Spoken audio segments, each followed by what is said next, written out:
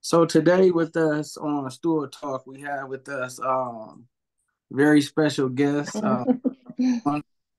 served for many years in the community and the school systems, whether it been on the north side or out here. And even though he's been a great inspiration to a lot of people and a lot of people's kids as well. She's one of those ones that care, that's concerning, and push you to the limit because she wants to see you succeed. We have with us today Miss Deborah Mills. How you doing today, Miss Mills? I'm good. I'm good. Just kind of like, I think that I'm busier now that I'm retired than I was Yeah, actually teaching, because yeah, when I was teaching, there was like a schedule. And now it's like, I don't have a schedule. So I just kind of keep going on the same projects, and it's different. It's different. Still not yeah. So, quite used to it, but yeah, we want to congratulate you on your hard work and your retirement. So how has that gone before we get into it? How has that been going? How have you been adjusting? um, first it's like, people, I always tell people I didn't retire because I don't love my job and I don't want to not teach. I just kind of felt like it was kind of a time, with grandchildren coming along, my father becoming elderly and needing a little bit more support, a little bit of help. I said, oh, maybe just time for me to like take a little bit of a break, go ahead and retire, because if I'm not happy, I can always go back. Right. That's one nice thing about teaching. I can always go back into the classroom if I want. So And by you saying that, it means that family means a lot to you because you're taking the time out to make sure you're happy and that you take care of the needs of family. well, absolutely, family is important, but my school family is important too. So even though I'm not teaching at Rogers, I'm still helping my daughter who teaches there, um, Okay. because she coaches the cheerleading squad now, and Okay. she coaches the track team. So you are know, you? I want to give a shout out to the Booster Club. Are you still a part of that? yes, I am Oh, now officially the treasurer of yeah. the Booster Club. In my So notes, I I want to think give a that shout out to you for being a treasurer. I want to shout out to Whitney Page, my sister Laura Poon, Kiesia Pace, Tiasia Grant, Nicole Keisha, and Letitia Lindley. Shout you guys out for doing a wonderful job as well with that. well, what I'm most excited about is they're all like the next generation. Yes. I'm still old school. I'm still that, the parent generation. So I'm just like so excited that we have this super young, energetic, really dedicated young group, group of young people who are taking over, that aspect of leadership in the building, having Yeah. the community aspect. So I'm totally Yeah. excited. So when Laura asked, because I told her I would still help, because I don't think that I'll ever totally walk away. Yeah. As I was saying, my daughter's still coaching, so I go to practice to help her. And, then I go to the games to help her. And so Yeah. I think like last week, I was at practice after school Tuesday. I helped within the concession stand on Wednesday. I went to the game on Friday. So, I still definitely have a foot in the school. I promised the kids who I had last year, my juniors and my freshmen, Uh-huh. because that's what I've been teaching the last several years, freshmen and juniors. And I promised them that I would still come to the games, that I Yeah. would still be, they're cheering for them, that I would still be supporting, that I'm still only a phone call away if they need me for letters of recommendation or help or, whatever the case may be. So I will probably sub eventually, just because of that relationship that I have with so many of the kids still. Yeah. So when did this teaching journey start? Woo. So I graduated from Rogers in '83. Cheerleader, correct? I, pardon? Was your cheerleader correct? Yes. Okay. Yes. And then I went to the University of Toledo, and I graduated a year early because I was a double major. I was a secondary and special education major. So at the time in Northwest Ohio in the late '80s, there was a hiring freeze. And really the only teachers who were getting jobs were math, science, and special ed teachers. Uh-huh. And so I kind of came in through special ed, and I taught for 2 years. Well, actually, I graduated like on June 13th, and I started teaching summer school June 15th. Oh, wow. Um, and I taught in this program that's no longer quite the same, but it was called Mayfair Cummings Zucker. And my area of special ed was severely behaviorally handicapped. And we now call it ED, but back then it was SBH. And so I was teaching in their summer program, and the head teacher there said, "Oh, we're starting this new program that we think you'd be great at." And so he kind of fought for me to get this position. And my first 2 years, I was in a one-room schoolhouse, literally a one-room schoolhouse. I had 7th through 12th grade chemically dependent adolescents. Wow. So it was in conjunction with Toledo Public Schools and the Mental Health Board. And so they had chemical dependency counseling from 12 to 8, but I was the school component. Okay. So that's what I did for 2 years prior to going to Scott. Okay. So it was kind of crazy. Like, I was the only teacher in the building. Like, I literally turned off the alarms when I got to school. It was housed at the old Martin Elementary on the corner of Hill and Holland Sylvania. It's a common space now. Yeah. But it was a very interesting, experience for a first year teacher. I was like, I was 22 years old, and I have students. Most of my students were coming from inpatient, and then it was like I was helping with the transition to getting back on track. Yeah. Or they were many of them came out of DYS institutions. Okay. Department of Youth Services, and they had committed their crime while under the influence. So I'm 22 years old, and I have 18-year-old students who, who are going through drug, rehabilitation. It's kind of interesting. My Mondays began by putting on gloves and collecting samples. It was a very interesting first 2 years. So when I got the phone call, actually, it was then the assistant superintendent of Toledo Public Schools, Crystal Ellis. Yeah. And he also was my high school principal at Rogers. He said, there's this program at Scott that I think you'd be great for. And it was the SHAPE project, the SHAPE program. Stood for Scott High Accelerated Program in Education. It was basically what we now do as freshman clusters, except I had the same group of kids, freshman and sophomore year. And we did a lot of intensive training on, really taking kids from where they are and pushing them harder and faster and forward, but beginning with where they are and providing, we were able to provide, because we had some grants involved, some really outstanding additional education experiences. And I think that the whole SHAPE program at Scott probably shaped me and who I became as a teacher more than anything else. Mm. So it was pretty cool. And how long was you at Scott for? I started in the fall of '89, and I left. I went for a couple of days in the fall of 2000. Okay, because I just poured out my 2001 yearbook. I'm like, it must have been a year before. Yes, I actually, it was like I only taught 7 days in 2000. Okay. I believe, and because I was on maternity leave. I had a daughter on September 11th. Yeah, wow. And so, and then I went to Rogers when I returned from my maternity leave.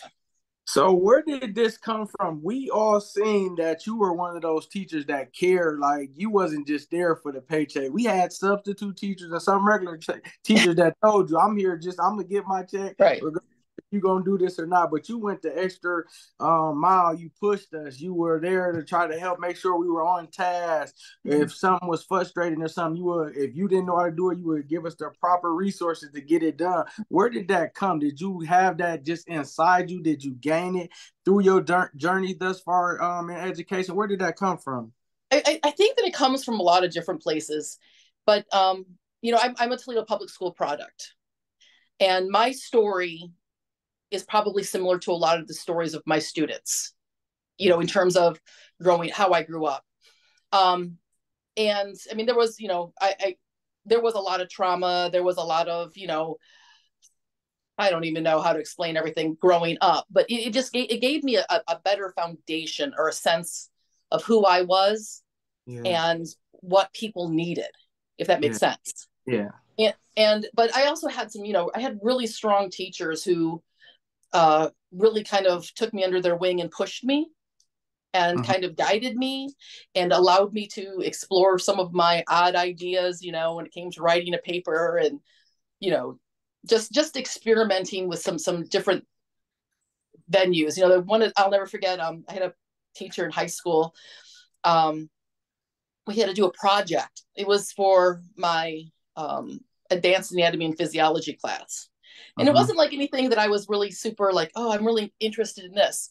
Back then, I was really interested in kids back then. And I did my project, I centered my project on how kids who have had some disadvantages, how they viewed themselves and how that's like displayed in their artwork. So back then, St. Anthony's Villa, which was on Central Avenue, was kind of a go-between foster care. Before kids went to foster care, if there wasn't a foster placement, there was housing there. And I went into the kindergarten class and they allowed me to come in, and they had all the kids, I just crayons and everything, and had them draw a picture of themselves. They could choose whatever, you know, they just drew it. And then I went through the pictures and, you know, used research to analyze color choice and to look at the size of hands and what it might say about the kid. So I think that from a very early point, I had this ingrained idea that you're teaching students. You know, whenever I have a student teacher, I said, you know, philosophically, I need you to think this way. When people ask, oh, you're a teacher, what do you teach? You know, instinctually you want to, well, I teach English or I teach math. But what you really need to focus in the back of your head is you teach students. It's just that you teach students a subject. You know, I tell students all the time, you know, English was not my favorite, you know, discipline in high school. Science was. I loved science. But, you know, when I went to college, English was the easiest for me. I could write and I could read, I could do it well. And I think that also helped me then become a better teacher because I can make things more applicable to like their individual interests. Does that make sense a little bit? You know, I just, for example, you know, one of my favorite units I've done the last couple of years, you know, we're supposed to teach the Odyssey. That's just like one of the suggestions on the freshman list. But, you know, how do you like make it interesting to tie it into, you know, well, you got to get into the whole thing. So, you know, we start talking about heroes and superheroes, and, you know, they do a report on a superhero. And then we talk about, you know, what characteristics that superhero exhibits that relate to the time period in which they were created, you know, in which that character was created. So when Wonder Woman was created, what was going on in the world? And, you know, trying to kind of get them to connect to this whole idea. Well, guess what? The Greeks had ancient heroes too. Let's take a look at these Greek gods. Let's take a look at this hero's journey. Yeah, you know, I like trying to make weird connections sometimes, but, you know, you have to begin with where the student is. And that's something I learned very young. And it's largely like the SHAPE program. Begin with where they are and push them forward. So you got to make it that connection. What was your transition when you switched from Scott to Rogers? Was it a transition at all? What differences? You know, it really wasn't like a transition as people would think. It was more of an emotional thing. I'd always said that, you know, I loved Scott. I loved my kids at Scott. I had great experience at Scott. But you get to a point, you know, in your career where you're looking around and you're going, am I growing anymore? You know, are there people around here who are pushing me to grow? And I didn't feel that. I was starting to lose that. We had lost the SHAPE program funding, feeling kind of down on all of that. My friends who were from that program, most of them had dispersed. And so when the position opened at Rogers, you know, at that time, it was like my high school AP teacher was still there. The teacher who I had my very first English placement with at DeVilbiss High School, she was at Rogers. And then the person I student taught with at Maycomber, she was at Rogers. So there was this really iconic group of English teachers that were all at Rogers that I thought, you know, if I want to grow, that's where I need to go. Yeah. So, and then my high school, you know, English teacher, Mrs. Dewey, says, oh, I'm going to go and work on opening early college. So you're going to teach my classes, you know, Total Panic, Oh, and by the way, too, you're also going to do national boards. You're going to do the national board certification program. Yeah. What? Oh, okay, Mrs. Dewey, anything you tell me to do, I'm going to do. So, Yeah. between, it's my world has been constant. How can I become a better teacher? Taking courses to become better teachers. What can I do to make my program better? What can I do? How can I connect it? I've wrote a couple of curriculum for a couple of different classes that we offer or have offered in the past in TPS now. But a lot of it goes into research and me like looking, what do my kids need to know? How do I help the kids transition? Going from Scott to Rogers wasn't that big of a thing. Kids are kids are kids are kids. Yeah. Amy, the biggest transition, is more like the emotion that you leave behind as you go forward. Yeah. But that's good. You didn't stay complacent and you wanted to grow just as well as you wanted your students to not just settle and to continue to grow. What do you think the state of education is in TPS right now? How can we better it? What things are we doing that we can keep on doing? And what things do you think we need to kind of change or fine tune to make it better? And I don't want to blame COVID, but I saw a huge change with COVID. And I Mm-hmm. saw that the only thing I could really describe it as complacency. Yeah. I understand that, students had a difficult time with COVID, but it totally changed their perspective of the world.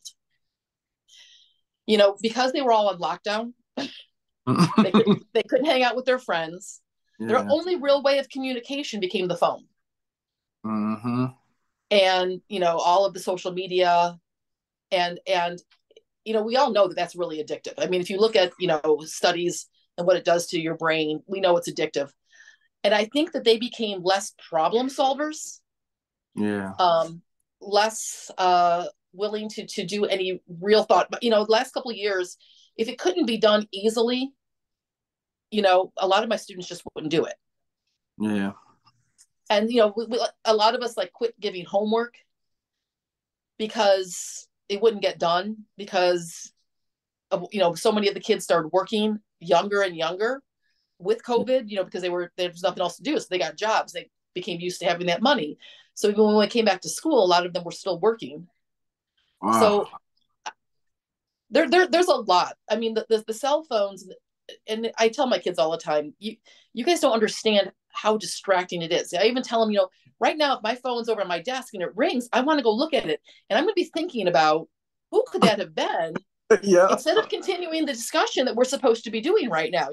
We're talking about the great Gatsby, and Jay Gatsby and how much we dislike Tom Buchanan. But I'm over here thinking, oh, I wonder who that was. I wonder if that was something important. And of course I'm not going to go over and look, but it distracts me. So of course it distracts the kids. I was glad to see that a lot of the schools have gone to a no cell phone policy, where the teachers are supposed to collect the phone for that hour. And then, in the classroom, and then the kids get it when they leave. I think that's a good idea. Yeah. Last couple questions, then we'll go get you up out of here. Knowing your parents and you seen the different parents come to the school down, before you retired and to get their kids, and knowing that you taught their parents and you taught their kids, how does that make you feel knowing that you imparted into two generations? Well, when I went back to Rogers, it was kind of interesting because there were still people I went to school with who had kids in the building, Oh, as my own high school. And yeah. then it seemed that my first several years slowly at Rogers, by the time we moved to the new building, I was getting kids of my students from Scott. Okay. And then here at the end, I've been getting kids whose parents I taught at Rogers. Yeah. And it's, think about that relationship. You mentioned Laura Poon. Yeah. I think that I could go to Laura and talk to Laura about anything. I had one of her sons in my room, and one time she probably was getting mad at me because he kept falling asleep that day. So I was taking pictures and texting her because I have her number. Look, this boy is asleep. What are we gonna do with him? But because Laura and I have a relationship, because she knows me as a teacher, and now she sees me with her two sons. I think that I think that kids buy in more to me. Yeah. You know what I'm saying? Like they Yeah. automatically know because their parents had me that there's a relationship there, and that they take me more serious. Yeah. If that makes sense, Yeah. so it's been really cool. It's been I totally am gonna miss it. I miss the kids, but I keep a foot in the door. I'm Yeah. not gonna. I live in the Rogers community. I see them in my neighborhood. I'm at the school. My son-in-law, my daughter who teaches at Rogers, I taught her son at Rogers. My Wow. son-in-law and his Wow. sister. So it is really cool. But so much of it has to do with the relationships that you're able to have. That's one thing I keep telling people. I know you mentioned something about like advice for the future. Yeah. It's really established in relationships. I see this sounds stupid, but I swear there are teachers who are afraid to call parents. Yeah. Because they don't want they're afraid there's gonna be a conflict. Well, you know what? Go to football games, go to basketball games, because a lot of parents work during the day. It's really Yeah. hard for them to get off for a conference during the day, but they'll come see their kid play, basketball at 7 o'clock at night. Yeah. Come to the games, meet the parents, work the concession stand, because once kids kind of parents recognize you, even now I'll have parents come up to me and ask for advice, at games, because they know like what I'm about, because they've known me for so long. They see me at everything and they know that I'm really invested in the kids. That's Yeah. one of the problems I have. The new generation of teachers, while they're brilliant and they're great, practice, they don't have that commitment to the community. Yeah. Do you know do you know what I mean? I mean, you still get it a lot of the schools, like, we all know once a bulldog, always a bulldog. Yeah. You know, So the teachers there are still pretty invested, but it's just like this younger generation of teachers. It's like they haven't quite made that connection yet from an observer's point of view, Yeah. So how important that connection is. what advice would you tell a young kid that's going in the field to becoming a teacher, adding on to what you just said? What extra advice would you give them if they want to take that career and they're thinking about going that path? I think that, with teaching, you have to get into it for the right reason. There, point blank, there's so many other career fields. It sounds horrible, but where you're respected differently on a different level. Huh? Where I don't know, like there's more of a professional feel sometimes Yeah. in private sector, and what I'm talking about, right? So if you're going to go into education, understand that there's that component. You have to earn respect. It's not like it's automatically because you're a mechanical engineer. Even though you're a teacher and you got your 4-year degree or maybe your master's degree, it's kind of, because it's so humanistic. It's not corporate America. All right. So much of it it does have to do with relationships and how you actually, if you're the teacher, if you think you're just gonna get up there and read from a book and teach from a book, and here's lesson and here's lesson, and we're gonna do this chapter, you're not going to be successful. All You're going to feel defeated very quickly, because it's really more of a, how can I make this relevant to my children? Yeah. This is the skill they need. How do I make it relevant? Yeah. And so, again, I guess my advice would be, if you're going to go into teaching, just keep in mind, you might love your subject, but that's not what you're teaching. You're teaching children. You're teaching young adults. You're teaching young people. And your goal needs to be growth. You may Yeah. not take them, and they may not all go to college. They may not become, scholar athletes, but they will grow. If Yeah. you nurture it, it's like a plant. It's like anything else. If you nurture it and you water it and you care for it, it will grow. But you Yeah. got to give it the right nutrients. Yeah. Last question. What advice would you give to the youth who's thinking about going to a school, don't know the right school to choose or a major, when dealing with choosing the school to go to in college after high school and choosing a major? I have 4 children of my own, so I kind of have gone through this on a personal level too. And I think, like I tell the kids, if you have no idea what you want to do, it's okay to only take a couple classes. It's okay to just get your feet wet, because education, college is so incredibly expensive. And I see more kids not that they weren't ready for, or they can't do it academically, but they get boggled down in the finances and changing majors because they really don't know what direction they need to go. I always tell kids, their junior and senior years, is go on a computer, go to the college you think you want to go look up the major you think you want to study. It'll tell you all the classes that you have to take. You can look at your course of study. You can see if it's something you're interested in. If you are going private sector, I would totally look for things that offer co-ops and work experience, because so many, once you get, number one, you can see what the job is going to be like. Yeah. And if it's something you're not going to enjoy, then you have another couple of semesters to try to manipulate your major a little bit, or get additional courses to kind of help you branch off a little bit. But so many people that I know who have had, internships or co-op situations, they've been offered jobs beyond, within that company. What do you feel about your kids out here talking about they're going to take a gap year? Like, they go 1 year and say they're going to take a gap year and then go back. Like, do you see that being successful, or just no? I mean, I really don't. I think that if you're not sure, it's better to get your feet wet, like in a community college or something like that, because life happens. So let's say this young person is taking a gap year, they get a job. Maybe they're doing really good in the job. Maybe they're moved into management within that year. Now it's like, number one, well, I'm making good money, I can pay my bills, I'm going to wait and go to college.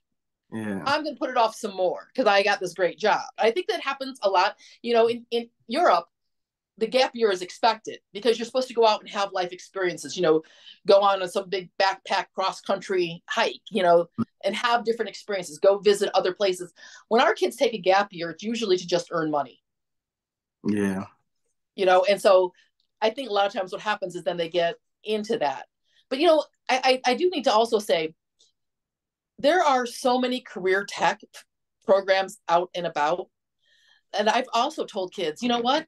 If you don't know what you want to do, go to and get into go to Owens and get your license in electric, to become an electrician. Or because then you always have a skill if you don't know what you want to do. But we've for so long told kids you can only be successful if you go to college, and that's totally not true. We need the skilled trades as well, and there's a lot of possibilities in this. And 2-year programs, I tell kids all the time, if you want to be a nurse, there are 2-year nursing programs. If your goal is to get the job, then you can always finish your degree. So, it's I think that each kid, has to kind of look at their own personal situation. If they know that they're not disciplined, then I think they need to look at the whole, how can I become more disciplined, and what can I do to make sure that I'm kind of lining up for success. Because that's really what happens. Looking at my own kids, I've got some that they were super disciplined, and grades were I'm crying because I didn't get an A. I got to be, I got an A-. It's going to mess up my GPA. And then I also have my own children who are I'm just so far behind. I don't know how to do this. I don't know how to get stay up on the syllabus. And fortunately, I can guide them. And I mean, I have had a couple last year. I had a couple of kids. One was at Ohio State, graduated, and one was at LSU. And they both came back, and it was so, yes, because they came back and were telling my freshmen, listen to what Mills says, because she knows what she's talking about. If you listen to her, you'll be fine in Comp 1 English. So, and I still have kids from college who send me questions what is a literacy narrative? I have to write one. So, I got to tell them what it is and tell them some ideas and how they might want to start it. So I'm still in the TPS community. I've never left. I'll never leave. Everybody see Miss Mills at the games and all that. Everybody spirit is the same as well as yours, but that just lets you know that you're walking in your purpose, and you always have been, and you turn into all the kids, and you getting the results out, and that's why we celebrate you, and that's why we spotlight you. Thank you. So I appreciate this time. That has been great. It's so good seeing you. And you continue to pour into the youth and pour into all those who need the knowledge and information, because I just learned some stuff just with this interview. So Hopefully I still have that in me. But actually, I have a whole thing. I've told Laura, okay, this is what I think we need to do. We need to, maybe the boosters could put together some sort of athletic ACT tutorial. And we, got ideas Yeah, already. I tell yeah, everybody now I have time to do things that I didn't have time to do before for the kids because I'd yeah, be spending all my weekends grading essays. I don't yeah. have to do that anymore. Right. So Please. it's good talking to you. Yep. See you later. All right. Bye bye. Bye bye.